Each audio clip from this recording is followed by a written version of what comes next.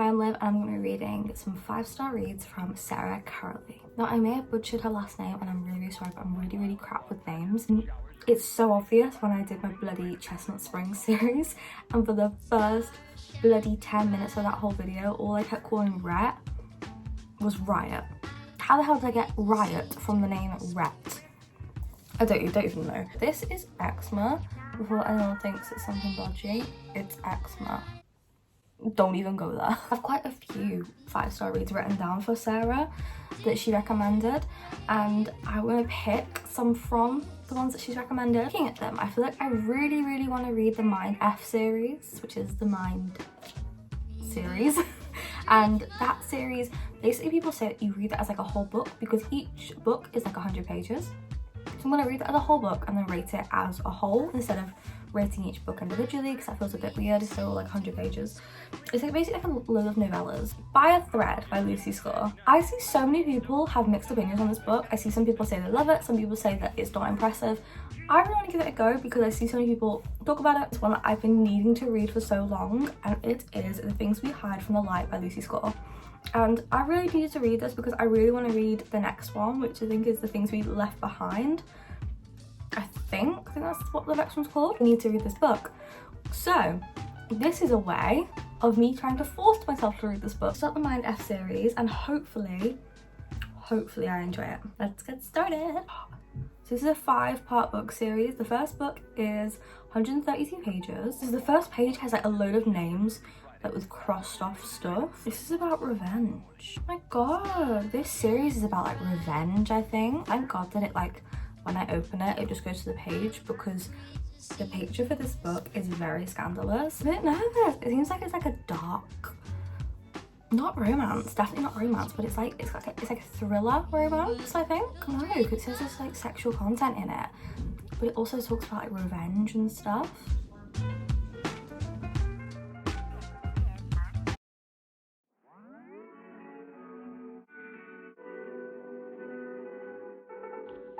Mile in fog patches and showers early Friday, but improving to greater than 6 miles on Friday morning. Stars shining bright above you. Breezes seem to whisper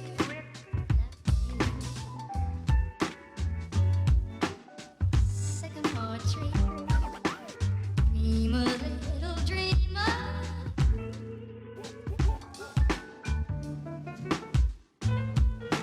Cold, got the hot chocolate out, my throat is killing. Look, I've got a little pop from Elster. 18 pages in out of 132, which is 11%, hour and a half left of this whole book. She is out for revenge against people who have wronged her and people that she knows, and it's a specific group of people who've done a specific thing to her and these 2 people that she knows. Following 2 characters, it's a dual perspective as of right now. We're following the main character, which is called Lena, not sure. Lena? Lana, that's it. She's called Lana. Got a vendetta against these people. She's torturing people and killing them for wronging her. And they've done a specific thing to her. I will not ruin unless you want to read the series, which is how you will find out. That is what we know about her. I am now following the character Logan, who we have met. Logan is the second character that we're following, who is a detective who we did meet. Logan and Lana have met, and Lana was like, oh, I thought you were a detective, like I get the vibes from you that she's very good at reading people, like people watching, and you kind of like guess what the occupation is and like who they are based on just what they look like and how they present themselves. That's what she does. She's really good at reading people, but so is he, and she kind of picks up on that and she's like, why would you be reading me if you're just like an average person? And she like guesses that he's an investigator, like an FBI. Far, I'm enjoying it. And I genuinely don't know where the series can go. If this is like the plot line in every book, and like I'm guessing that they meet these 2 people, like officially like end up having an intertwined relationship at some point, because I don't know why they'd both be like, they both meet in the first 10 pages and then not meet again, so I feel like they probably are going to meet throughout this book, I'm guessing. Yeah, it's interesting so far. It's definitely clear that there's like things that happened in the past as well, where she has clearly also done this before, like prior to us finding out who she is. But this isn't the start of her torturing people, this is like midway.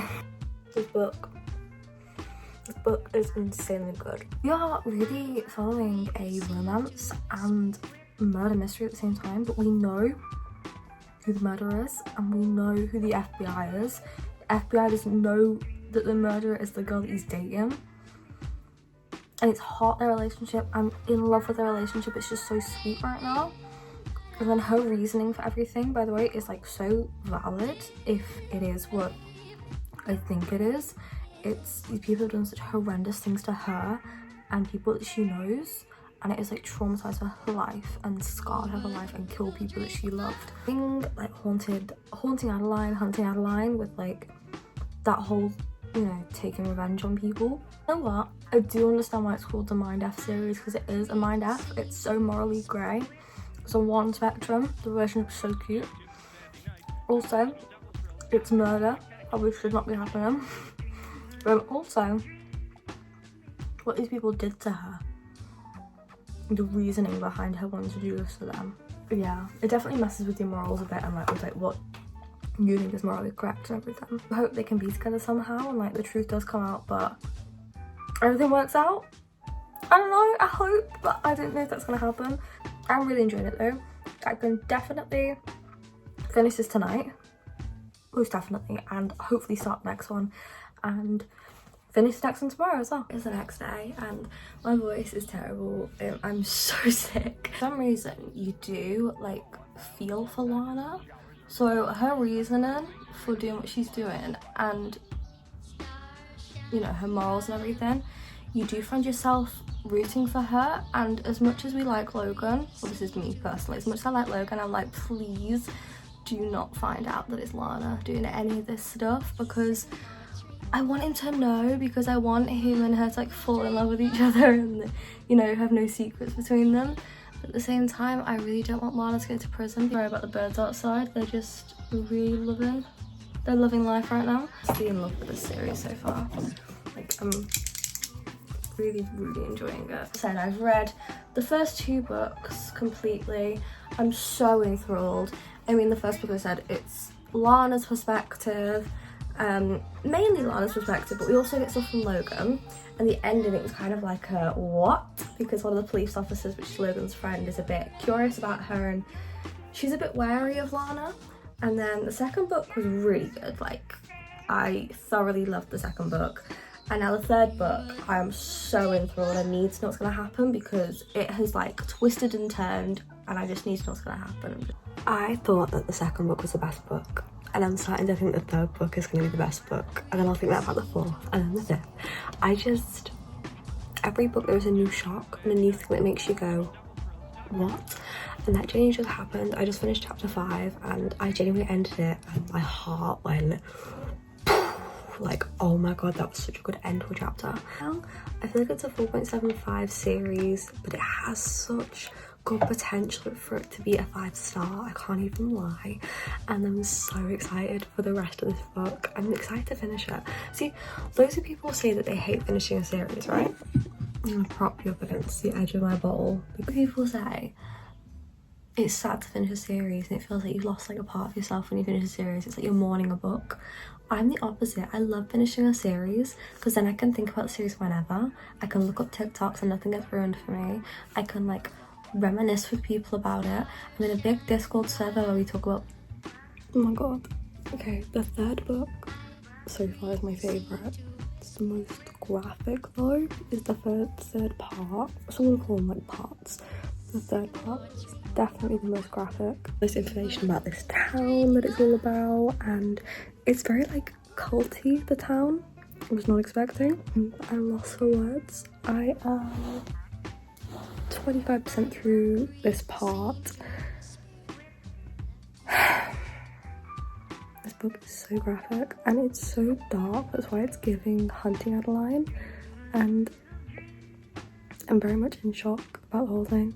We've been revealed why Lana's doing what she's doing, what happened to her, the details of what happened to her and her brother, and it's horrific, I won't lie. It's very traumatizing, very triggering. So if you have, even if you're not triggered by talk of essay, I would, you know, bear it in mind, if you can't handle Haunting and Hunting Adeline, you will not be able to handle this book. It is very graphic when it's describing what happened to them. The edge of my seat, especially this fourth book. I'm just completely encaptivated by this book. I'm so worried and nervous. I'm close to finishing the fourth book, so encaptivated by it. I'm just, it's got me hooked, like on a different level. I'm loving it, and I genuinely think this book could be a 5-star. I'm honestly so enthralled with it. I didn't expect to be, but I am. The details of what happened though to Lana and her family are so triggering and gruesome, and they make you feel sick, but it's like, it's the harshness of the reality of like what she's been through, and you find yourself rooting for the killer like so much. And this book is a mind F. It really is, because your morals are so all over the place. And this town, it's like a cult town that are like hiding the secrets that her family have gone through, and like have basically tried to silence her family and basically try to get rid of these things that have happened to them. The town has let that happen. The town has let these secrets be secrets and pretended that it didn't happen in the first place. And it's insane. It's so good. I'm planning to finish it today, and again I want to get on to the things I had from the light, because it's a bit more of like a softer romance, and I feel like I need something a little bit more softer after this book, because this book is incredibly dark and twisted, very much the cat and mouse duet sort of vibes, and it gives me like a dark academia sort of feel for the murder. Oh god, I was not prepared for that. Dude, that, I've never seen that in my life. Oh my god, I finished the book. That was one of the best books I've ever read in my life, and I'm gobsmacked. It was amazing. I will say that part 3, 4 and 5 were my favourites. I thought part 3 was the first like gruesome part. We actually got some more information on how she tortures these guys. Part 4 was the darkest part. Got an in-depth description of what these guys had done to her and her brother, and I won't lie, they did not shy away from the details. It did make me feel sick. I felt incredibly disgusted by these descriptions. I felt sick, but I felt like the descriptions were done in a way that you understood why she did what she did. I loved Jake. Jake was one of my favourites, and his relationship with Marcus, like hearing about it was just heartbreaking, and like this forbidden romance they had going on. I loved, she's called Hadley, I think. I loved her, she was great. Really loved Logan and Lana. I thought they were just amazing, and her love for horror movies because of her dad was adorable. The book was phenomenal. It is a morally grey book. We have the FBI guy Logan and a serial killer who is taking revenge on people who have, I don't want to say wronged her because that's not a strong enough term, people who have ruined her life forever, who did a terrible thing to her when she was young, and they fall in love with each other, and it's this incredibly interesting story of like cat and mouse, and it's like, is he going to accept her once he knows the truth, and how far is she going to go with that? That's the whole story. So we get bits and pieces as we go along. You get more and more information, and they fill in the blanks for you, really. They give you, as you go through the story, you get more and more information about what happened and the lengths that ex-federal officers went to cover up what happened to her, and that's why she's having to take matters into her own hand. Yeah, all in all, 5-star. I agree with Sarah. I rated that book a 5-star myself. It's the next day and I've started the next book. I just wanted to touch on last night's book. So, wow, that book was insane. For one, I want to talk about my 5-star rating and why I've rated it a 5-star. And 2, I just want to say that book hit me on so many levels. It was brilliant. So, my 5-star rating. So, for one, a 5-star rating for me has to make me feel the emotions. I have to feel connected to the characters on a different level. I have to feel all the feels, get emotional. It doesn't mean I have to cry over the book. It just means that I have to like feel something for the characters as if I actually know them. And by feel, I mean like be emotionally invested in the story. So that's not just me being like, oh, that's sweet. That's me actually begging that these characters are okay. That's me being on the edge of my seat, having to stop my day-to-day life to think, oh my god, I really want to check my book. I just want to check if that character's going to be okay. 2, a book also needs to make me feel fulfilled. If the ending makes me doubt for 2 seconds if I agree with the ending, it cannot be a 5-star for me.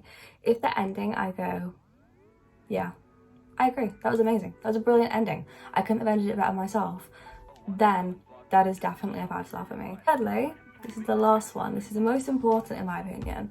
The book should make me think about it for days on end. I should wake up the next day and be thinking about that book. Next book I've started is Things We Hide from the Light. So this book is by Lucy Score and is a part of the Knock 'Em Out series, and so far I am enjoying it. So it says, good guys don't fall for bad girls. So I'm not necessarily a big fan of this good guy, bad girl trope. I've never been a big fan of it. I said this in my romance tropes video, rating them. So far, I am really enjoying it. So this book, apparently it's a romance to enemies to romance, and I don't know how it's going to play out, but something happens that apparently Nash and Lena end up, you know, becoming enemies over, and breaks their friendship. I'm really nervous because so far I'm really enjoying it. Lena is very saucy and sassy, and she is Nox's ex, who Nox was the main character in the last book, Nox and Naomi.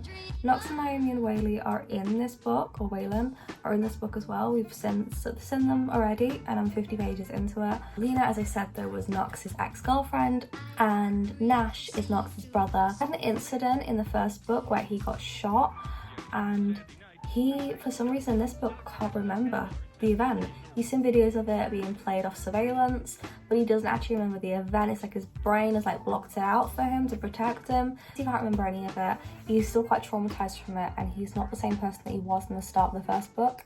He's very quiet, reserved, and keeps himself to himself, whereas in the first book he was a very much a people person, and he was always trying to get to know people, always chatting with people, and now he's very reserved and he just likes to keep to himself, and he's very quiet. Found a stray dog and they're looking after it together, and there's spice, there's chemistry between them. It's like this awkward nervous chemistry where like you bump hands and that you both feel like a spark, and I love that kind of chemistry, like in real life and written in books. I just think it's a good chemistry to have with somebody. She's got some secret where she can't get too close to him because she's on a mission there. She's got work that she's doing, and that's why she's in Knock 'Em Out. Honestly, I did mention that I was going to read by a thread by Lucy Score, so I'm not sure if I want to read by a thread or if I want to read Magnolia Parks. I've got them both on my Kindle, and I'm just so intrigued with Magnolia Parks.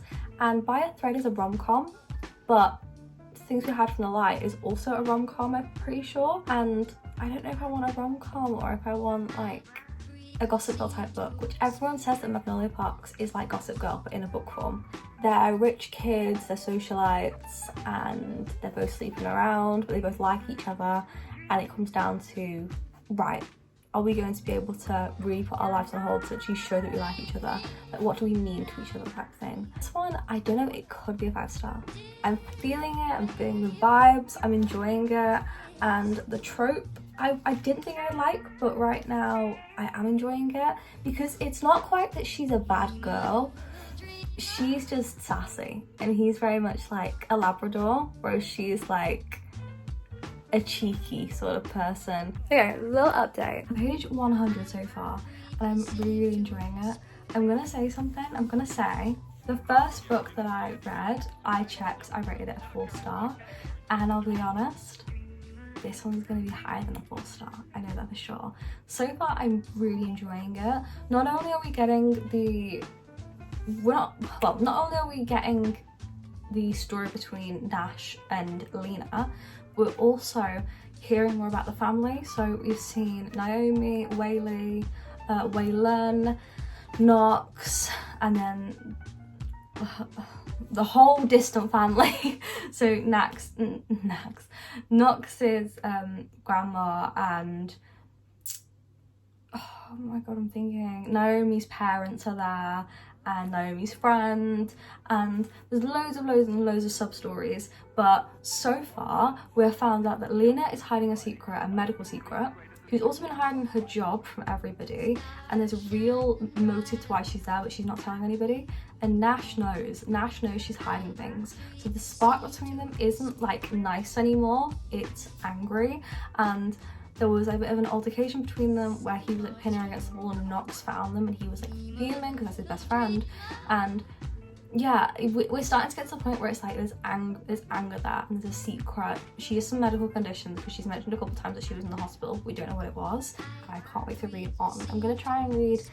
I'm aiming for halfway through this book for today, 250 pages if I can. If I can get further then that's ace, but I'm just gonna try and aim for 250 pages. Hello, it's the next day and I'm at page 350 of Things We Hide From the Light.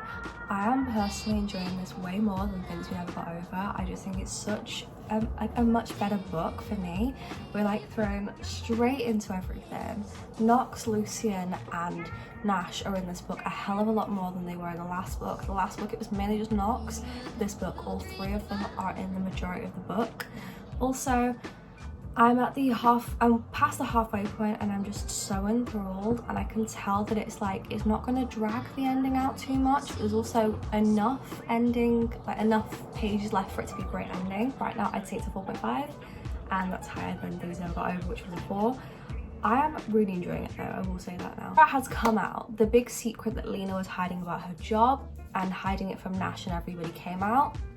I personally didn't think it was that big of a deal, which is good because then them like reconciliating about like them having their reconciliation and, you know, fixing the problems is easier then, because if the problem was like a really big problem then like it wouldn't make sense if it just got solved really quickly. So it makes sense that it's not too big of a big secret, and more that Nash is just annoyed that she kept a secret from him. The character is very much a strong person. She has this feeling for Nash and she has secrets of her own. She's a very private person and she doesn't really tell people what's going on, but she has told Nash. And Nash is starting to feel the feels about just life in general. He's been really struggling to find his emotions and he's been feeling numb ever since the incident happened, not the accident, with the shootout. And Lena brings out these emotions in him that he's never found himself feeling as of recently because of the whole incident. And he's realizing that Lena really brings out this side of him that he used to have, and it just disappeared after the incident and now it's coming back. So Lena's really good for him basically. The dog Piper is my favorite character in this entire book. I absolutely love the dog, and I just think there's just so much more, there's so many more things in this book that I'm loving in comparison to the first book, because the first book laid out the foundations and the groundwork, but this book is really taking that foundations and groundwork and really incorporating into this book. So for instance, we see more of Whaley, how do you say her name? Whaley? We see more of Whaley basically, and that's Naomi's niece, and we saw more of her basically, and Nash's relationship with her and Knox's relationship with her. We've seen more of Knox and Naomi, and we've seen more of Sloane, loads more of Sloane and Lucian's like fiery hatred for each other. I'm really rooting for Lena and Nash. I love them, I think they're great, and I just love how we're seeing more of Naomi and Knox as well, and seeing how their relationship is. It's just beautiful. My favourite part so far is probably the girls' night out. Sloane and Naomi took Lena on a night out, and Sloane and Naomi were like absolutely drunk, hammered, and it was hilarious seeing them like talk to her, what they were saying. Sloane's like Sloane's words of encouragement was so funny. The way they were trying to give like that typical when you're drunk you kind of give advice to your friends. It doesn't quite make sense, but actually it is really good advice if you think about it. It was just really, really good and I'm really enjoying it. A couple days later, I took a little break from my books and I was just getting on with life basically. Had a hair, colour, touch-up thingamabobs. And I've got back into reading this book and I just want to say I'm in love with this book. So I don't actually know when the last update was, but I'm now up to page 431. My aim for today is to finish this book, by the way, and it's currently 10 o'clock at night. I am obsessed with this book. Instantly, this book is already a 4.5 star. This book is a 4.5 right now. I am in love with it. My favourite couple is, as of right now, Nash and Lena, or Angelina.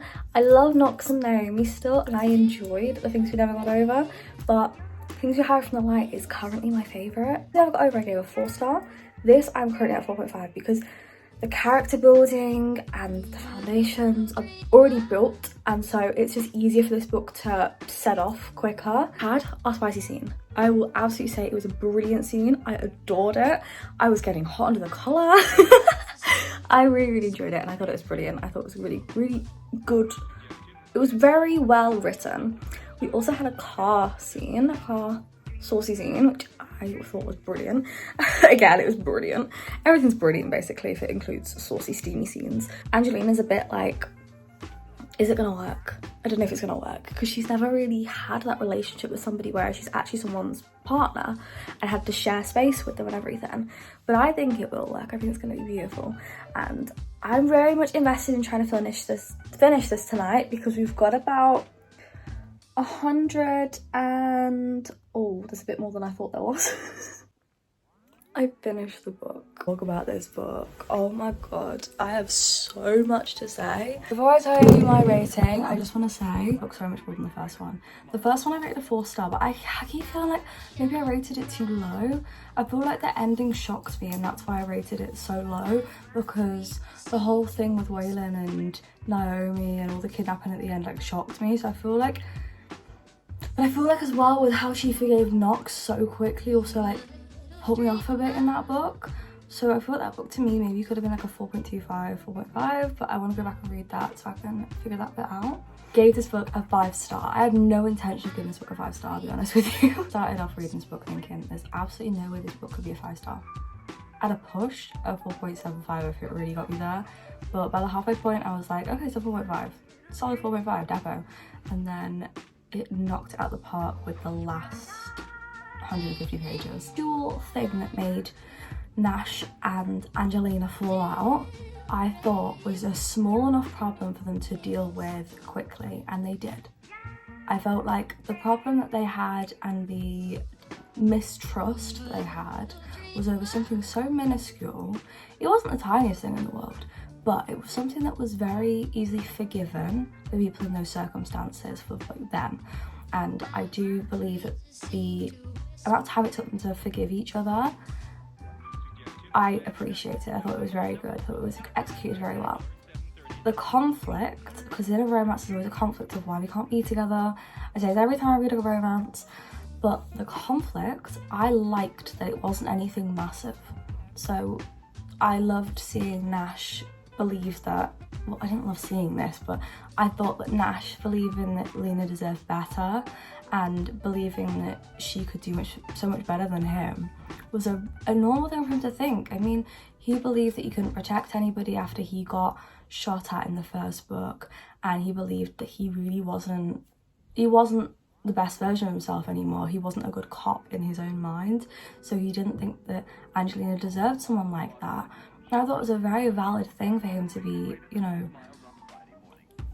torn at, because he loves Lena so much, but he doesn't feel like she deserves to have someone like him. We'll turn everybody, and the shock reveal of who the shooter was, and all that stuff. I thought it was done really well. It was executed brilliantly, and I just really enjoyed it. I felt that I wasn't at any point thinking, yeah, that was really easily predicted. I actually was shocked, which it takes a lot to shock me in a book. And loads of characters, which I absolutely adored, because I feel like that's what was missing in the first book for me. I felt we didn't see enough of Nash and Lucien, but in this book we saw less of the town. We still saw the town, but we saw less of the town, but we saw more of the characters, which I appreciated. I thought it was a very good reason for why we saw less of the town was definitely to see more characters. I thought that was great. I understood basically why it was so long. Like, we saw all of the ups and downs between their relationship, but also we saw the plan that Nash was coming up with one of the police officers on how they were going to catch Hugo still. And there was just loads and loads of aspects of this. It weren't just romance. That's the thing. There was also a plot alongside it, and there was high stakes and risks and everything. I just absolutely adored though the way that we also saw other characters and like where they ended up, because I actually cared about Nolan. I actually cared about Knox and Naomi, like seeing more of them. Lucien, we saw like another side of him. Liza J, we saw more of. But there were so many extra bits we saw of these characters, and I was just so thankful, because I just love that. I feel like that can elevate a book for me, so when we see more of the other characters alongside who the book is mainly about. I'm in the flat and I've started Magnolia Parks. I kind of went into this book pretty blind. I don't quite know anything about it. I've not seen a TikTok about it. I ain't seen anything about it. So I've got in, as I said, pretty blind. And so far I am a bit conflicted. I'm enjoying it. There are certain things that make me go, so I'm on the fence. I don't think it's going to be a 5-star for me, but I did think that about the last book and I was wrong. Up to page 43, and that's about 10% of the book. And so far we've met BJ and Magnolia. And BJ and Magnolia have a complicated past, and he did something to hurt her and she did something to hurt him back. And they used to date when they were younger, in like, they've known each other since like high school, primary school age. Then they started to like get closer in high school, and she started to like him, but she liked his brother first. And then they dated, and not long after they dated and broke up, did she get with somebody who was very close to BJ, and everything kicked off. And they always end up like sharing a bed together, just like sleeping together, as in actually going to bed next to each other. And they always are very close, and he's always very protective of her, and they always act like they're kind of in a relationship but not quite. But it's all because he did something to hurt her and she's never forgiven him for it. Magnolia Parks update. I'm on page 102 and I'm so conflicted. So the main character really annoys me, Magnolia, and then also the guy annoys me as well. They're both really toxic characters and I hate both of them, but I want them to get together at the same time. But they are very toxic, and so far we've had basically been introduced to why they're not together. We've also been introduced to why their past is so complicated and why they feel so connected to each other. I am really enjoying this book. I didn't think I would be, but because it was so toxic, but it is toxic, but at the same time it's enjoyable. Right now I'm on page 200 and something. I'm 60% through the book. Magnolia does things where you think, girl, what are you doing? It feels like a friend talking to you. And you know when your friend does something like questionable, it's like that. And then BJ does so many questionable things. He's such a toxic like person, but they're both toxic for each other. And that's why they just like work. But I don't know what's gonna happen. I don't know who she's gonna end up with. There's currently a 3-way love triangle between her, Christian, and Tom. Tom is like the green flag of everybody. He's a football player, and they started off having this like fake relationship to make BJ jealous. So liked somebody, so it was to make them jealous as well. And now Magnolia kind of has like a thing for him, but it's not like a thing like she has for BJ. It's like she's attracted to him and there's something there, and she wants to explore if she wants to like try and fix this thing with BJ. But there's like two kindred spirits, they're two lost souls. They're constantly drawn to each other and there's always unfinished business between them. Christian likes Magnolia, but Magnolia doesn't like Christian, and that's like ex-boyfriend awkward territory. And I just want to say, when we get more information about the past, it's never like a flashback. It's always like Magnolia or BJ talking about the past and saying, I remember when this happened. I remember this also happened. So it is interesting when it's done like that because it feels like they're just chatting with you. Hello, it is way later. I've just been to uni and I have 70 pages left of this book. I just wanted to talk about it before I read any more because I just feel like I've not actually explained much. So Magnolia and BJ are in this like the elite social circle of England, and their parents are like fashion designers, that sort of thing, that type of thing, and it's very much like a Gossip Girl style ish, not at all Gossip Girl, but like has that vibe to it. It's very good so far. The humour, the sense of humour, I'm enjoying. I like the characters. I'm gonna say I don't think it's gonna be a 5-star for me because BJ and Magnolia are really, really toxic together, and don't know if I can give that 5-star. But I am enjoying it. So Magnolia and BJ were together years ago. They were together for 5 years, and we don't know until Magnolia tells us bits of information why they broke up. We found out about BJ's cheating and all that stuff, and we found out loads of other bits and pieces along the way that happened and that have led to where we are now. Magnolia talks to us as if we're a friend and as if we are a person, so she's speaking to us like she's like writing in her diary. BJ is in love with Magnolia and Magnolia is in love with BJ, and it's this endless cycle, and they've known each other since they were literally children, like primary school children. So we have a little love triangle going on between Tom and BJ and Magnolia. Tom agreed to be Magnolia's like fake boyfriend to try and get BJ jealous, and Tom was trying to get another girl jealous, and it was this arrangement they both were in on, and it's kind of backfired, and now Tom and Magnolia have like something happening between them. BJ and Magnolia always have something happen between them. There's Christian, there's loads of stuff happening. Right now, my opinion is BJ is such a toxic person, and the reason I say that, I really don't like him actually. The reason I say that is because there was a moment where BJ basically blamed Magnolia for all these people falling in love with her, and he basically said, Magnolia, why do you want to have so many boyfriends at once? And it's like, Magnolia didn't choose these boys to be in love with her. Yes, she probably was a bit too forward with some of them, but they fell in love with her. She didn't choose that. And so I just feel it's really, really unfair in my opinion for him to attack her over that. I also think that her getting these boyfriends, so Magnolia and BJ also fall out because BJ sleeps around a lot and Magnolia has a lot of boyfriends all the time. Like, she always has a boyfriend to try and annoy BJ.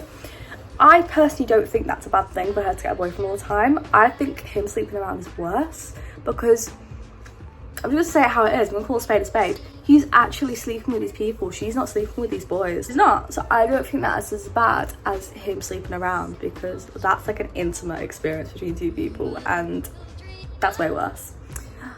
So we're at a point where it's all kicking off. They've had a big argument.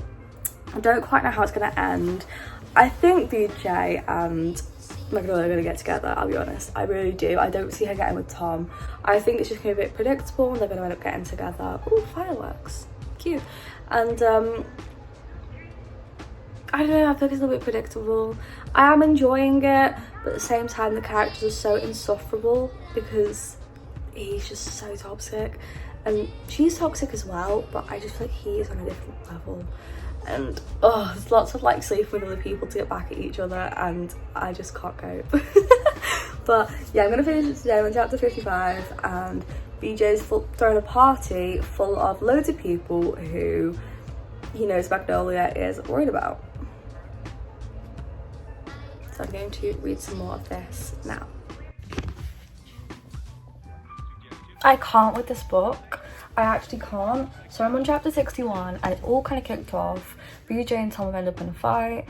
BJ is doing stuff that he promised Magnolia he wouldn't be doing. And it's pretty good. It's pretty bad stuff. And it's so frustrating because he's so horrible to Magnolia. And I get that he's like, oh, but you're messing me around. But like, it doesn't warrant the stuff that he's saying to her and the stuff that he's doing to her. Like, he's really aggressive. He's just... I don't like him. He's so toxic, and I really would love her to get with Tom, but I just don't know if that's gonna happen. I'm angry at this book.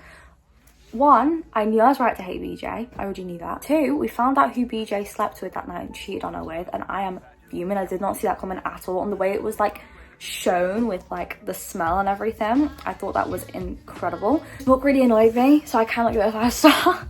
I don't even know what to rate it because the ending annoyed me. It was left on a cliffhanger, which everyone knows I hate cliffhanger endings. I didn't like BJ and Magnolia's relationship. It was a toxic AF relationship.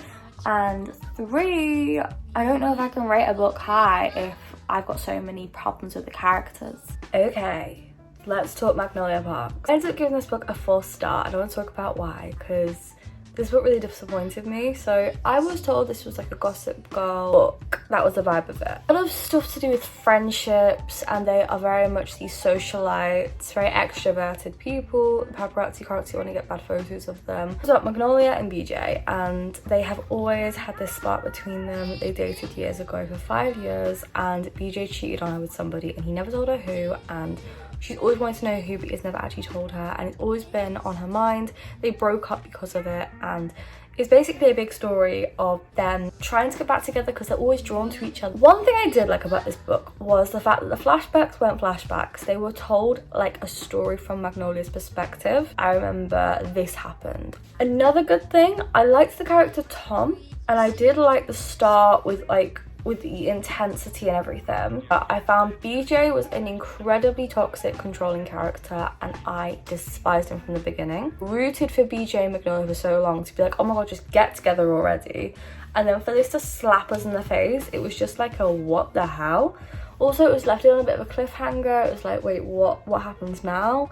Like, there was no real closure actually at the end of it. Okay, this is the end of the video, and I'm going to talk about all 3 books that we read. So these were all Sarah's 5-star books, and overall 2 out of 3 were 5 stars for me. First book I read was the Mind F series. This book is a collection of 5 books, and it is definitely a dark romance thriller. Lana was a person who was attacked when she was younger, and she was heavily assaulted by loads of people who she lived near, and so was her brother, and she goes out to get revenge on all the people who have ever touched her. This massive revenge, she tortures people and kills. She bumps into somebody who she ends up falling for and has a little spark with, and this is a detective. And the detective are, you know, they're getting closer. She knows he's a detective. He's a homicide detective as well. He's on the hunt for her. He doesn't know it's her, and she does know that he's on the hunt for her. It's a big plot sort of book series. It's brilliant. But the thing is though, I can't stress this enough, it's not just a revenge plot line and then he's like on the hunt for the killer and it's her. There's loads of other stuff. There's the story of what actually happened to her and her brother. There's the story of the town that is just absolutely like religious, and they, you know, turned a blind eye to the whole situation and they let it happen to these 2 children basically. And then you've got the detective's friends who are a bit like wary of this whole situation. They're a bit like, hang on a sec, some stuff isn't adding up about this girl. Was 100% a 5-star. I adored it. Second book I ended up reading was Things We Hide from the Light, which is the second book in the Knock 'Em Out series. So the first book I actually rated a 4-star, and the second book I rated a 5-star. The book was about Nash and Angelina. She's a police officer, and he is recovering from a shootout that he was involved in the first book. He is very much not trusting himself to be a police officer anymore because he is worried that he can't protect people because he couldn't protect himself. And he ends up confiding in Lena and finds warmth in her and makes himself feel better about everything. He finds this in Nash. She is a daredevil and she loves to, you know, take risks and everything because she had a near-death experience when she was younger, and so she kind of lives on the wild side and takes risks. We have in this book, the things that really stood out to me that I enjoyed were Nash and Lena's argument for why they became enemies. Nash agreed that it was kind of over nothing and they got over that. And then the actual, you know how there's like in a book there's always the, oh, this is the reason that we can't be together. That's that, but it didn't last long at all. Moments where Nash was, you know, convincing himself that Lena shouldn't be with him because he's not good enough for her, and that would start arguments, but he'd realise pretty soon that he was just effing the whole thing up for no reason. And I appreciated that. I was like, yes, thank you, because this is ridiculous. I also loved how much extra time we got with Lucien and Knox, which are Nash's 2 brothers. We saw a bit of them in the first book, which is the Things We Never Got Over. We saw Sloane and Naomi a lot more, and Waylay and Liza J and Steph. I just personally felt like we saw so many other characters more in this book than just Nash and Lena. In Things We Never Got Over, we mainly just saw Knox and Naomi. I really enjoyed it. I also enjoyed the takedown of this person, and I enjoyed the way that the way that Nash and Lena had this, where it was kind of like, you know, make sure you're taking care of yourself, and that's why he said something like, I will do, because he knows like something to look forward to, and that's Lena. One of the big things I loved in this book was Naomi and Knox's wedding. It was perfect, and seeing Naomi plan this wedding out throughout the book was just everything. Lastly, Magnolia Parks, as I told you, I didn't like that much. It was about Magnolia with this like love triangle, people constantly falling in love with her. It kind of got a bit boring towards like the 300-page mark. I kind of felt a bit like, okay, I get it, these guys are all in love with Naomi, no, about. These guys are all in love with Magnolia. Moving on, please. Like, it just felt like the plot started to get a bit stagnant, so that's why we're at a 4. Even a 4 seems like a bit much for it, so I actually make it around 3.75. Go check out my Goodreads, and the rating will be up there already. Thank you for watching. That's been the video. I hope you've enjoyed. Subscribe and do all that good stuff, and I'll see you guys next time in another video. I hope you have enjoyed, and I will do another one of these videos because I love reading other people's 5 stars, because there's just more of a chance of them being a really good book if someone else 5 stars them. So yeah, see you guys next time in another video. So bye.